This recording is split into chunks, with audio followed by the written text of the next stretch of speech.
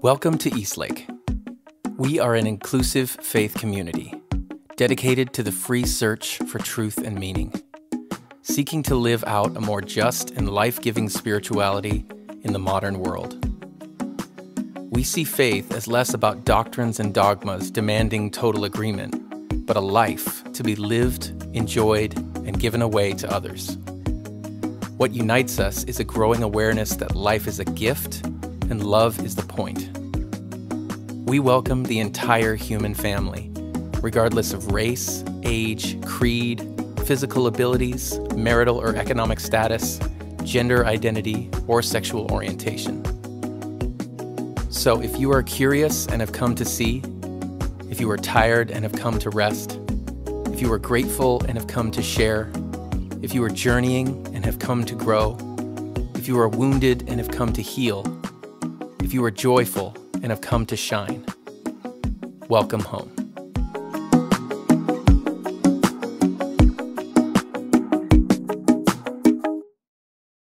Today, Kristen Burchinal talks with Benjie Danquah as we continue our series, Evolving Faith, Personal Stories of Spiritual Transformation. Please check the description for links to our quarterly Spotify playlist and guided meditation.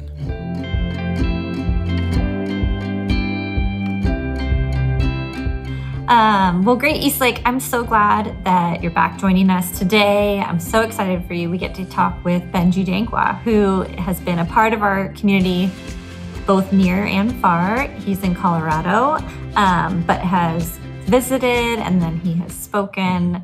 And so I'm just so excited to hear from you, Benjie. Thank you for joining me in this. Absolutely. When I started thinking about this kind of series, you were a name that popped in my mind immediately because you just have such a unique story that is parallel yet different from where a lot of us have come from. So I'd love to just hear from you to start out. Just hearing from you along the idea of we all start somewhere with a family, a culture, and we're handed essentially a worldview, a framework through which to see a place to belong. And for many of us, that includes a religious component. And that's part of what this series is. So I would love to hear from you. What was kind of the realm that you were born into, that kind of what was handed to you? Thank you so much, Kristen. And hello, Eastlake. I love you guys so much. Yeah, it's a really good question because I was born into a Christian family. When I came around, my family, both my mom and my dad had already converted to Christianity. And so obviously I didn't know a lot about, the religion as I was growing up. It was very clear that my family was very devoted. I remember my mom, seriously like on the couch, with her Bible open, like really digging into the word, So yes, there was a lot of Christian.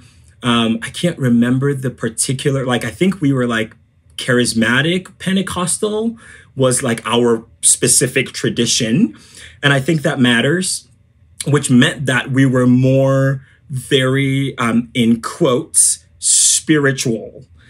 So we were, all about like the spiritual gifts. We were all about, I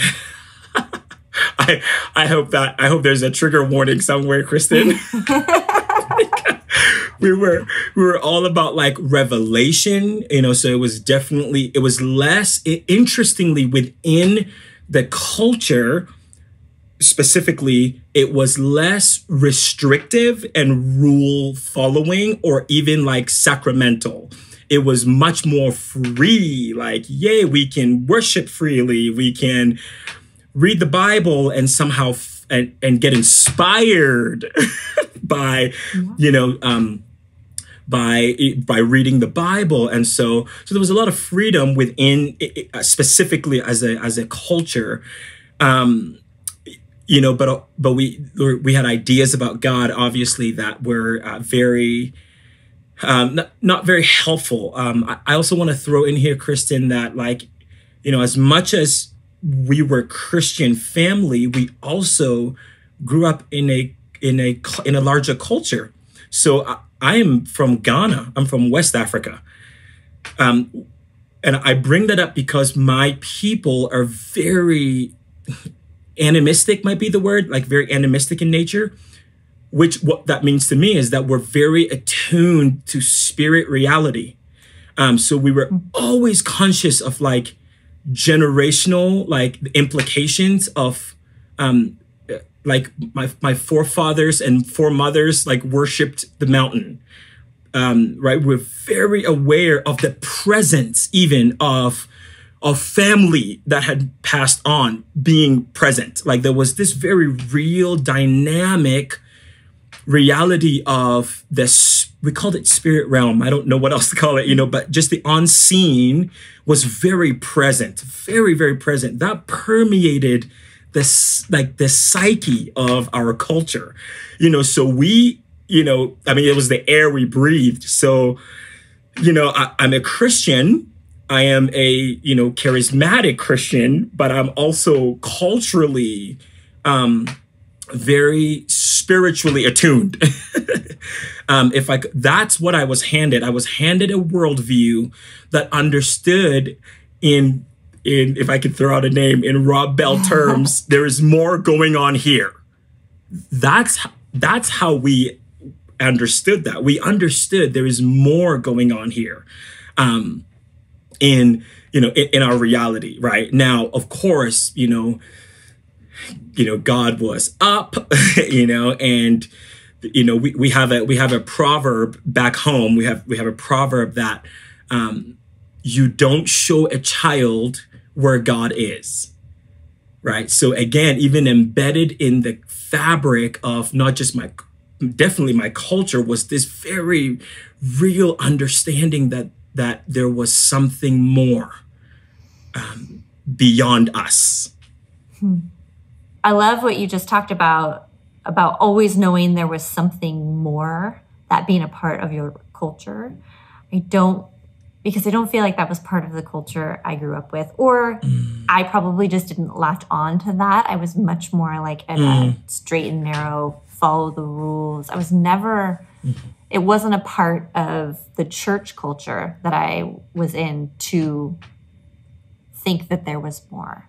So it was kind of this is all there is. And we're the fortunate ones who get to know that. So I just appreciate that part of your culture. So thanks for sharing that.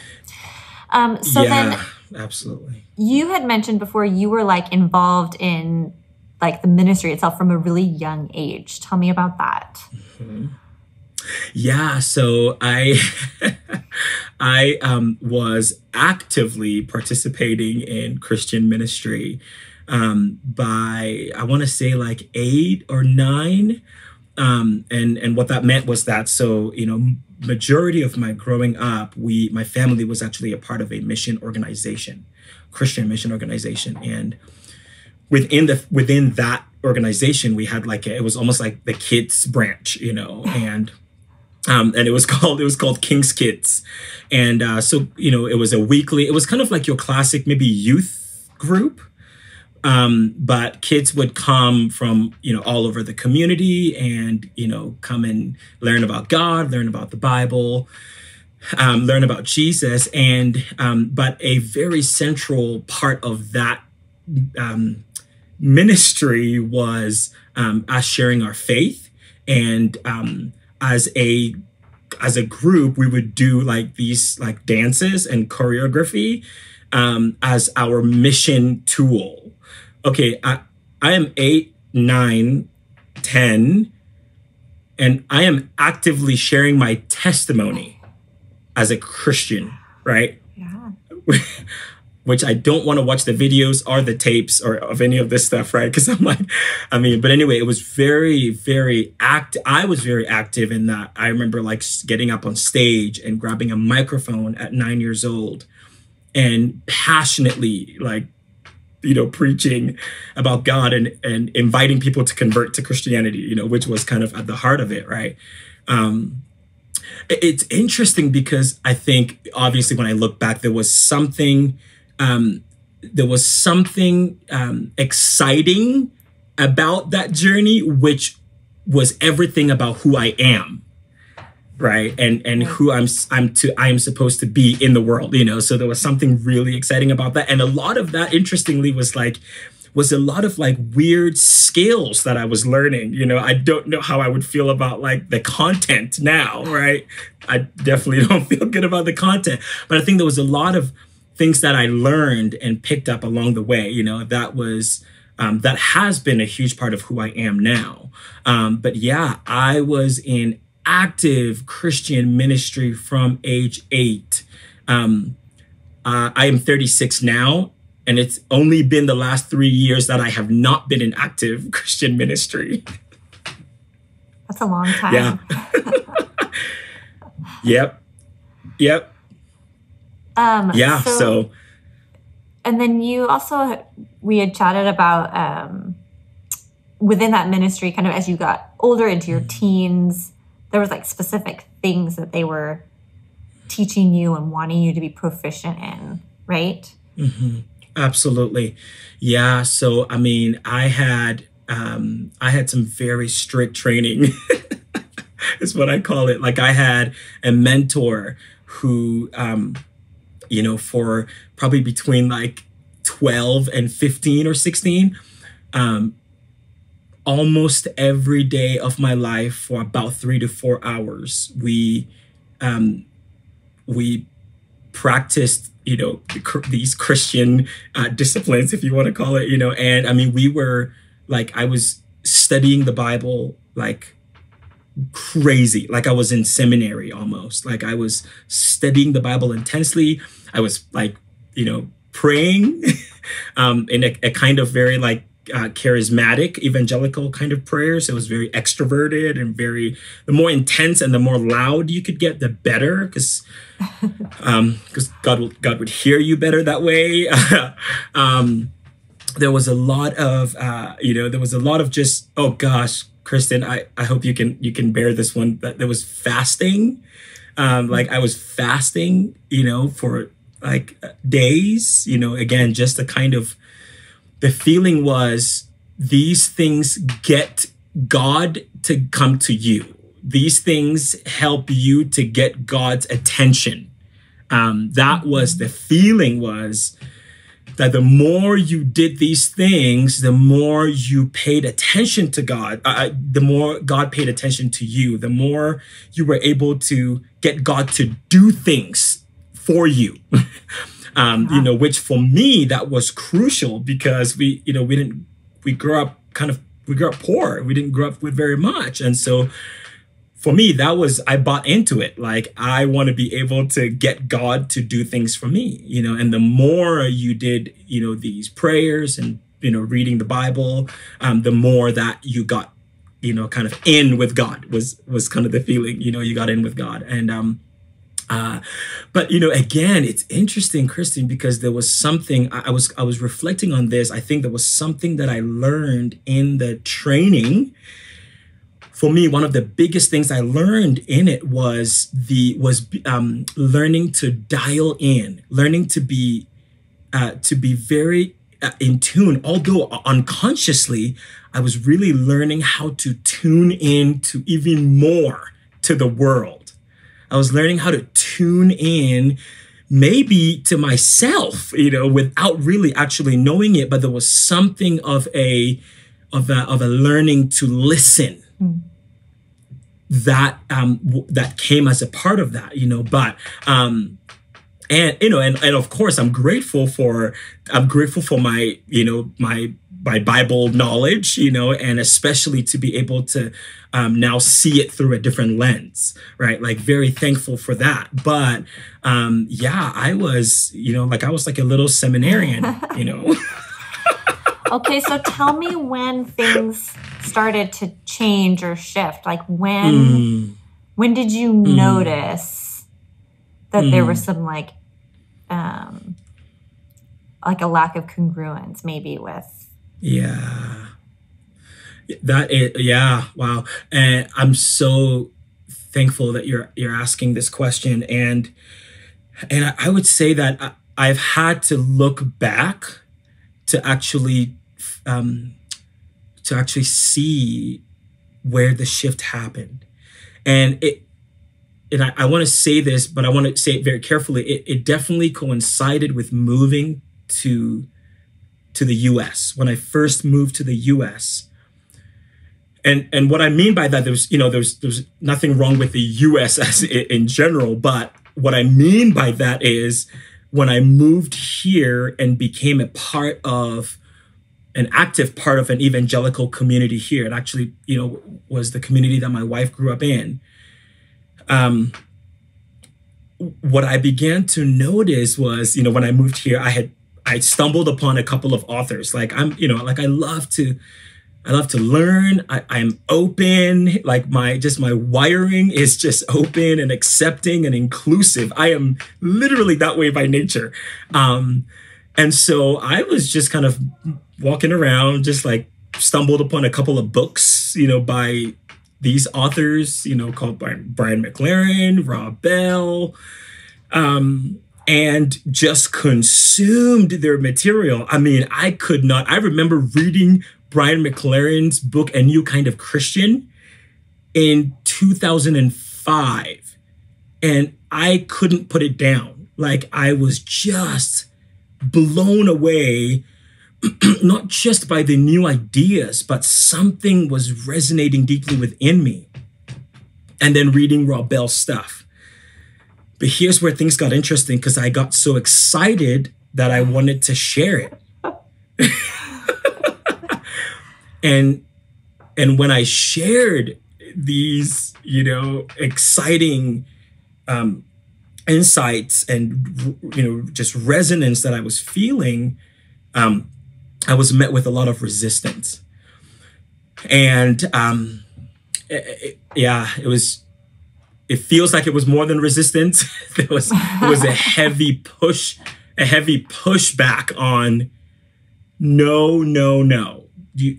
I learned that people were called heretics for the first time then.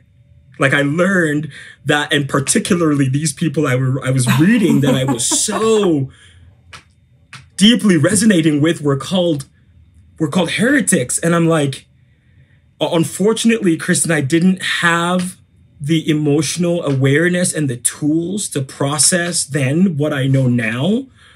And so I did what I do, which according to Enneagram language, which has been so helpful, right? As a 2, all I did was just repress. I repressed all of the feelings of being devastated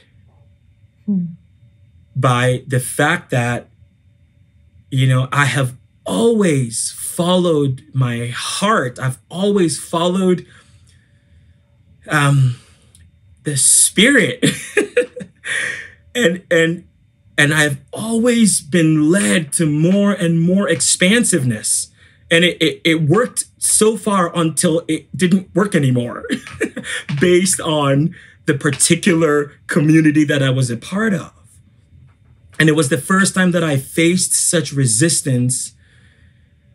And it was devastating to me. I know it was devastating to me, And so what happened was that I had to, it's my most clear adult memory of continuing to split. I knew I am very intuitive. That's how I survived in the world. So I knew immediately to not press the subject. I knew, this is what we don't talk about. So begin to show up differently to your church community and then show up differently to people who have a space and have a place for the openness that, I was continuing to grow in. I never felt like there was a huge leap for me. Like, I just stumbled upon expansive ideas about God and the world, and they deeply resonated with me and just felt like the thing I needed to know next. Hey Eastlake, Peter here. Thanks so much for tuning in to watch this message. I wanted to do just a quick interruption to say thank you to so many of you who are making regular contributions to Eastlake. Eastlake is a nonprofit, and everything that we do is because of a community of consistent and generous people who really believe in this place and want to see it continue. So if you're a part of that community, thank you for how you make this place go. If you are tuning in regularly and are part of this community but you haven't yet jumped into making a financial contribution, we would encourage you to do that and encourage you to go to eastlakecc.com to help support Eastlake as a community and continue to make these messages possible. Thanks so much for letting me interrupt your message. Let's jump back in. I think I said this to you before. I'm like, honestly, a little bit jealous, if I'm being honest. Because like I was on the other side where those kinds of books and people were heretical, and I had to develop later the openness as a result of kind of, honestly being forced to read some of these things for my job. I developed that later, like in a resistant way. And so I hear you talk, and it's interesting because we both have a little bit of like trauma from it, but from different sides, where like I'm looking at you, I'm like, oh, I just so wish that had been taught in my church world, or in my culture. And the funny thing is that it's the church world that didn't teach that. My family was always very open and inclusive, and I just open-handed. But the church world was not. And so it was a very painful process for me to open up to, there are things bigger, everyone belongs, like those kinds of things. And for you, it was a painful process of shutting that down in yourself. 100%, yeah. The shutting down for me has become more of the work, the evolution of my faith has been more about actually reopening up to who I always was. And, maybe we'll go here more, but I feel like this Eastlake for me was pivotal in that. Because when I stumbled upon Eastlake, not only was it like, oh my gosh, I don't feel alone anymore, because there were pockets of people along the journey who resonate, who we could talk, but I saw a community that was at least trying to live out an open and expanded view of God and of the reality and of spirituality. And I had never seen that before. It had always been on an individual level, which unfortunately wasn't really helping me then, because I belonged to an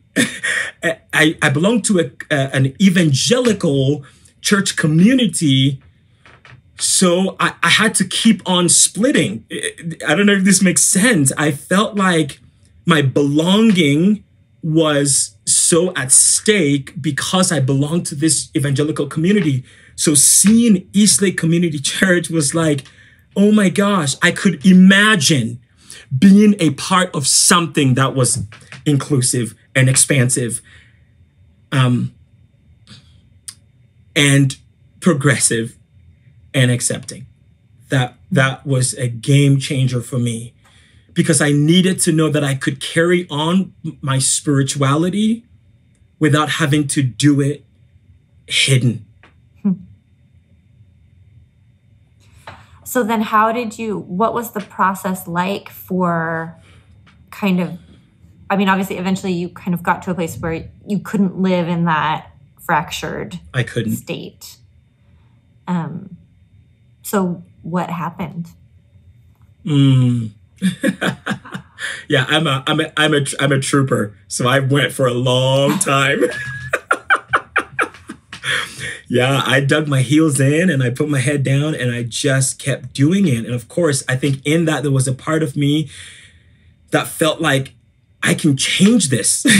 You know, it was that like energy that was kind of like, I can maneuver my way into changing any kind of evangelical community that I was a part of to become more inclusive and expansive. And it didn't work. What ended up happening was that I actually kind of reached the end of myself in that journey, you know. And I think it's Richard Rohr who says like, it's great love and great suffering that like break us open. And my catalyst was a great suffering, where what felt like, you know, the peak of my ministry profession, you know, I had a marital crisis.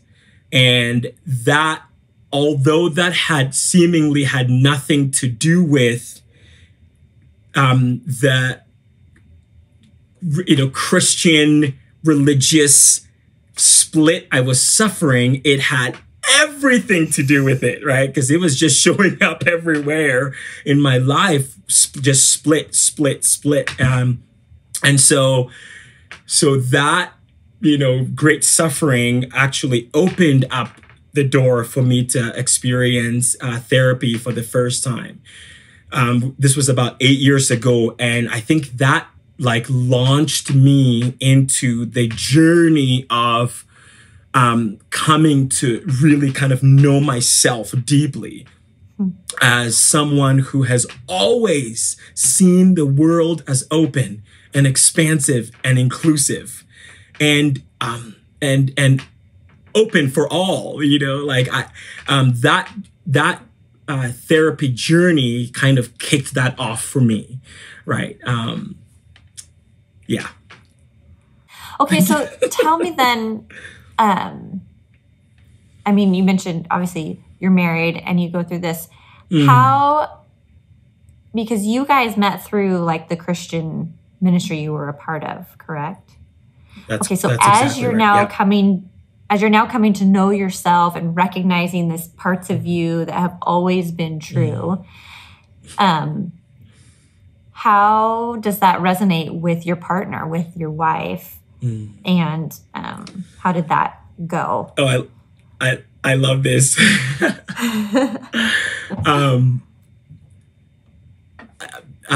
Before I respond to that, Chris, I have to say that I think that, you know, from that years ago, right, 2005, when I first met that resistance and then I began to learn how to split myself, right, 2005 to 2013, that's a long time of just living, like hiding, you know. And so even it brings tears, because whether I like it or not, I am practicing, I'm actively practicing other things that are not nurturing this open and expansive and like, you know, beautiful part of me, right? I am practicing, and because I'm having to be diligent and I'm having to be an obedient, you know, person for the community, for the community, right? And so anyway, I say that because what happened was that I really dug in. Like, I had really, really dug in for the fear of not being abandoned, for the fear of not being shamed by the community. I really dug in and held on. And so when we're experiencing therapy and, you know, my world is beginning to open a little bit at a time, I'm beginning to get open to an emotional world that I had never known before. My Christian tradition had never, ever told me about the emotional world.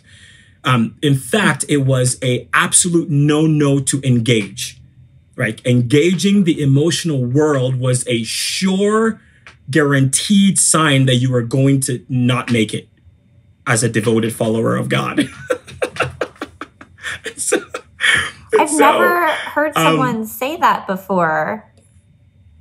But now that I'm thinking about it, honestly, like the only emotion that I remember being included was this like devout sorriness for how broken we are. I resonate. Yes, but, absolutely. Yeah, that was it. And I mean, fear, right? I mean, like fear was the dominant emotion that you were allowed to feel. And so, but as we're exploring and we're being, led and guided in therapy, I love this, and because my wife has this experience, and I wish she was here to share it with you guys, because she has this experience where she literally went, before we went to therapy, she was driving on the 405 in Los Angeles, where we lived at the time. And she said, I was never meant to live like this, and threw it off. Wow. Yes. Talk about jealous. That's how I feel about, I'm like, are you serious? Yeah. Before we got to therapy, she was like, I was never meant to live like this. And she just threw it off. And wow. I don't think, and so she, we later on we had conversation, and she was like, honey, I've been waiting for you. Yeah.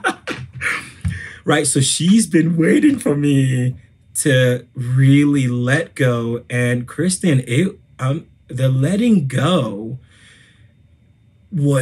has been so hard. And in my head, it feels like it shouldn't be.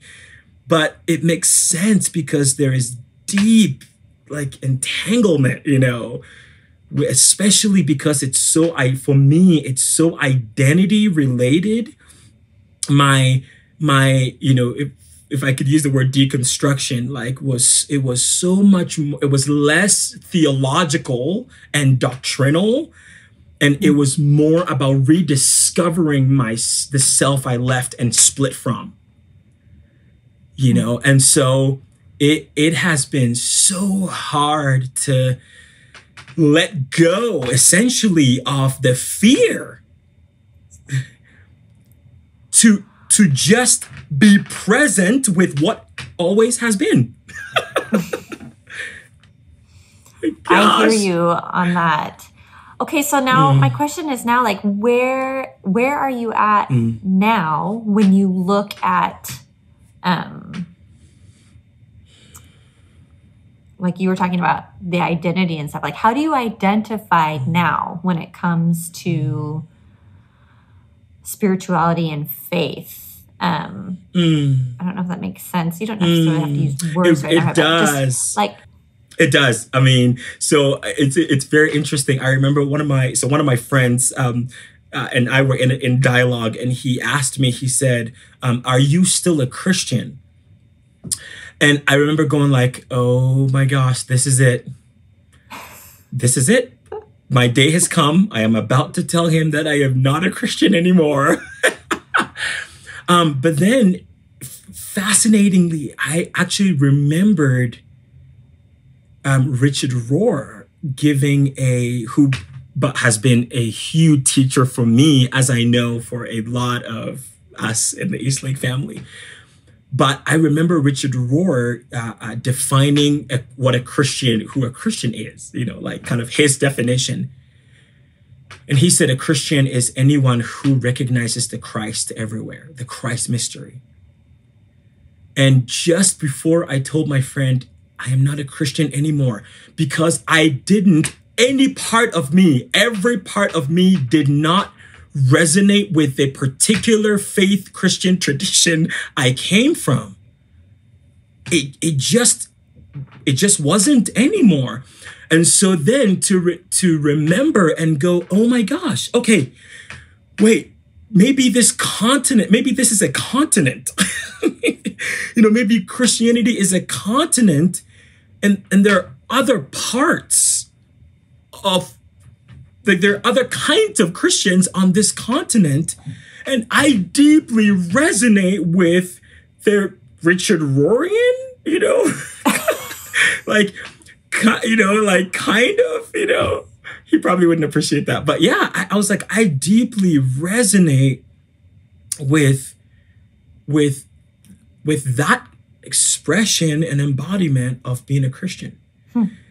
So that was interesting, and then my wife and I were on a walk, and, she brought up something very similar. Like, so honey, what do you think like, where are you at? What do you identify with? This is supposed to be funny. Although there was truth in it, it's supposed to be funny. But I basically said, honey, I think I gave like 2/3 of my life to this. So if there's another way of being a Christian, I would like to continue with that, because that's going to be a bummer to go try something else. Not that I don't want something else, but that's going to be a real bummer. So hopefully that's funny. We had a good laugh about that, But there was some truth to that, where I was like, if there is a world where spirituality can be integrated, and I can just stay, just stay on the continent, somewhere super close to the shore, but embody a new kind of spirituality that is integrative, and I want that, So. Oh my gosh, that feels like me so much. Does that help? I'm so thankful for those like words that you just used, because like that's how I felt too. Of just, is there a way? It's not all bad. So what parts of it still are good? Still provide guidance for my life, inspiration for how to live. So I appreciate hearing that from you. Yeah. So what kind of like, if any, I'm just curious, what kinds of like practices or things are involved in your where you currently are? We had a good laugh about the fasting and praying a certain way and all those things that were kind of ingrained in us. Have you found things that feel right and good now that have helped you connect with that spiritual part of who you are? Yeah, that is probably the hardest thing for me right now. And it's interesting. I actually told my wife, I said, wow, I didn't realize how much I would suck at spiritual practice that wasn't driven by fear. That is about my well-being and my connection to ultimate reality.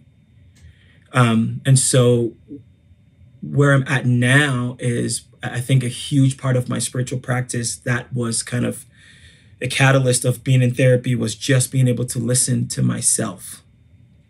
Just have some time to just be quiet and really just so breathing, some breath work, breath work with journaling, and being able to just listen to all that is happening deep within me.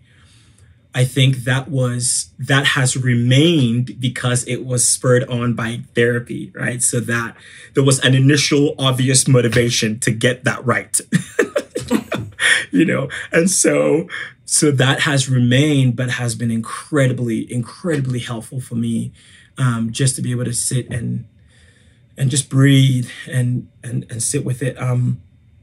Another one that's really, I'm trying to really integrate with. I'm trying to allow myself to know, like, wow, Benjie, this is important. And I can't remember who this quote is attributed to, but it says, God shows up in your life as your life, something like that. Like God comes to you as your life, and like, wow, I feel like it's one of those quotes that like keeps sinking deeper and deeper and deeper to remind me that being present to my family it is a spiritual practice, being present deeply to my kids, which is not easy for me. Like, if I could just be vulnerable, like, and so it makes sense. I'm like, oh my gosh, that makes sense, because it's so hard for me, but to hear that God is showing up, or ultimate reality is showing up as my family. I'm trying to sit with that one. That's so good. I tried to say something similar to that, but it wasn't nearly as eloquent. So thank you. Thank you, Kristen. The one last question, I'm thinking about what you just talked about in that, like the continent, and like you may not want to be in New York, but maybe California sounds good. Are there specific things like that you still hold when it comes to Christ or Jesus in revolving? Because that is kind of the, I mean, there's lots that has become Christian, but what parts of that do you still hold? Yeah, I think that my appreciation for the scriptures, as a way of seeing reality. Like I'm like, oh my goodness, like I can see myself now in it from a very interestingly, almost from like an evolutionary kind of thing. Like I can see myself from a very from not really evolved to like growing in and expanding. Like that is, for me, that is so weaved in all of it. So it makes me, I don't know that I would be as devoted now as I was when I was 12 to scripture reading. But so I'm thankful for what I got, in that regard, because I'll be literally doing the dishes and then I go, oh my goodness, I see the themes of vulnerability in there. Although my tradition didn't teach me from the scriptures, I can see the themes of evolving in consciousness. I can see that in there. So that's been one that's like remained. I had to recently go to my wife and confess that I didn't feel the same kind of passionate, I can't even believe I'm about to say this right now. I was like, I don't feel the same kind of passionate fervor for Jesus as I felt before. Although and yet there was a confessional in that, because I was admitting that my tradition gave me things I needed to know about Jesus. But I feel like there is more to what I was giving that I want to deeply embody and see differently in the life of Jesus, right? People that I really respect, authors that I really resonate with, like a glove, like it fits. I have heard them talk about Jesus, a Jesus that I was not taught. And I don't want to do the same thing where I just jump on just to kind of memorize the teaching without really embodying it, And so there's a part of me that really wants to re-engage with the kind of the story of Jesus, and the teachings of Jesus in an honest way from where I'm at now. Maybe you should write a book on what you discovered. Is that okay? Yes. I remember when you first came to East Lake and we were eating Mexican food afterwards, and I got to sit on the end by you, and you were talking about rereading the Bible and seeing those themes of like vulnerability, of wellness, and like all of these things. And that was a moment for me where I was like, oh, maybe I should re-look at it. And so I'm thankful that you have voiced that in the past and that you're still thinking about that now, because that was a moment for me too, was hearing you say that. I don't know, what was that, 2 years ago or a year and a half ago? So. Yeah. Yeah. I mean, I have come to, and I don't know if this is just, I've had to come and settle in the reality that like spirituality is very, very, very important to me. I've tried to shake it off and it's not shaken. So I have come to accept that there is a deep longing and a hunger and a thirst in my heart. And I think that is probably at the core of humanity. But I definitely feel like, you know, I've always had that. You know, I've always felt this this sense of awe, you know, and magic. Recently, I told my wife, I was like, I was handed a magical world. And I don't mean that in like a pre-rational sort of way, but this thing is enchanted, you know. I have experienced things that you know, for me, the feeling that there is more going on here is here to stay. Because I have felt things and experienced things and known things that left me quite in awe. I don't know if that's a good way to say that. Yeah. I think that's a perfect way to say it. And I'm so thankful. Thank you for talking with me through all of this and for sharing where you came from. This is exactly why for Eastlake, this was why I was excited for you to hear more from Benjie, because I so love and resonate with the things that you have shared today. So thank you for your time. Thanks for being a part of this community. We're grateful for you. I'm grateful for Eastlake. So thank you. Well, let's talk Kristen. soon. Not as long as it's been. Okay. Sounds good.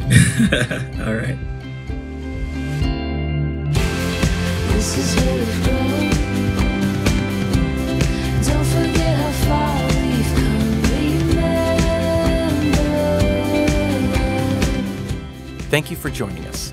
To make a donation, head to eastlakecc.com/donate.